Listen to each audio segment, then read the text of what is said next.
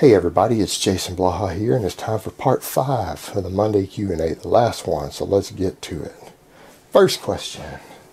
Jason, how long will it take for your metabolism to adapt to a maintenance of 3,000 calories per day from a maintenance of 5,000 calories per day if dropping straight from a steady 5K to a steady 3K? Alright, if your activity level remains the same, there is virtually no way you can change your maintenance by 2,000 calories. You can't do it. Metabolic adaptations don't allow for that. Your metabolism under starvation conditions, and 3,000 is not starvation conditions, is never going to shift more than about 15%. That is considered extreme. You have to starve yourself for like 6 months to see a 15% change, and that's about the limits of your adaptations. So 15% of even 5,000 is only about 700 calories.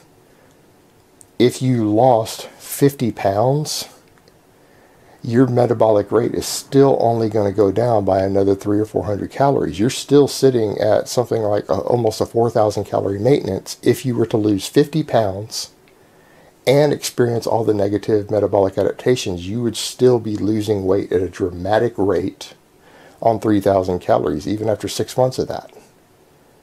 The only way you're going to bring that down is if you cut your daily calorie burn through your activity by over 1,000 calories per day. That's the only way you can do it. So unless you're one of those guys who's lifts weights for an hour a day and does 3 hours of cardio, and then you cut everything way back to say lifting 3 days a week and then laying on the couch, there's no way you're going to be able to give yourself a 2,000 calorie shift in TDEE. You can't do it. Metabolic adaptations are limited.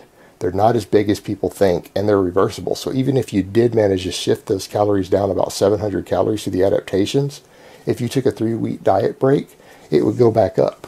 It only takes about 3 weeks, 4 weeks of even reverse dieting to restore extreme metabolic adaptations. It happens pretty fast as long as you bring carbs up, or protein up, either one.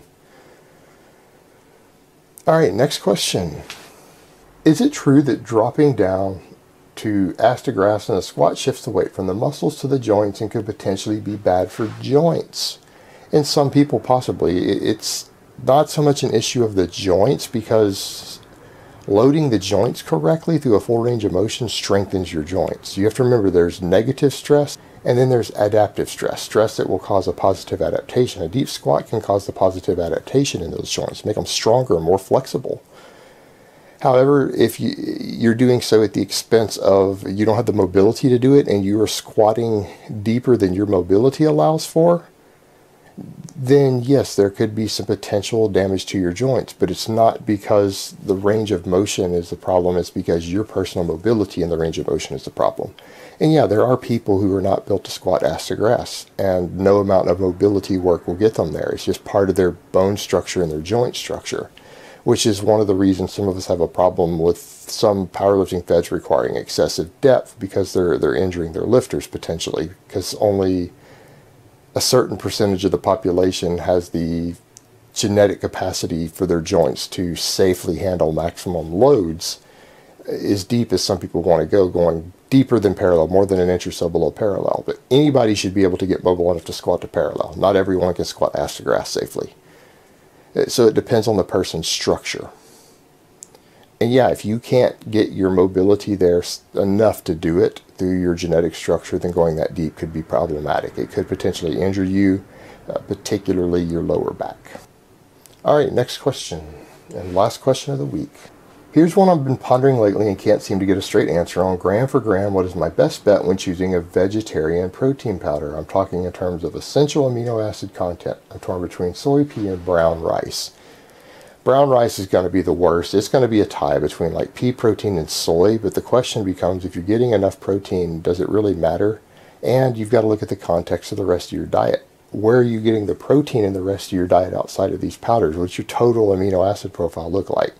You're asking a question in isolation rather than looking at the totality of your diet. And in all honesty, even when it comes to protein powders, I could lean in the direction, and it's going to come back to the point I've made, that for some people, branched chain amino acids could be beneficial.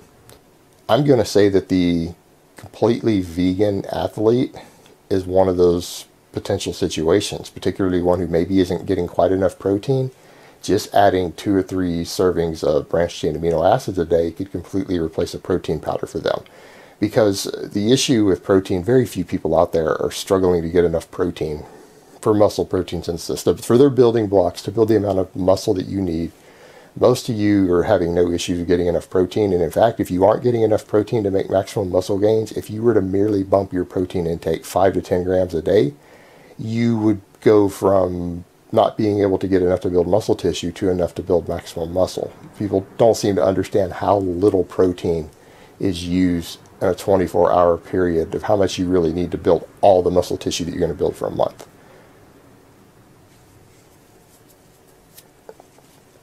The benefits of the higher protein intake is not because it provides the building blocks. It's because it causes things like anabolic signaling and things. Some of the essential amino acids like leucine and others cause an anabolic signaling in the muscle tissue to turn on muscle protein synthesis. You're still not using that extra protein to build muscle.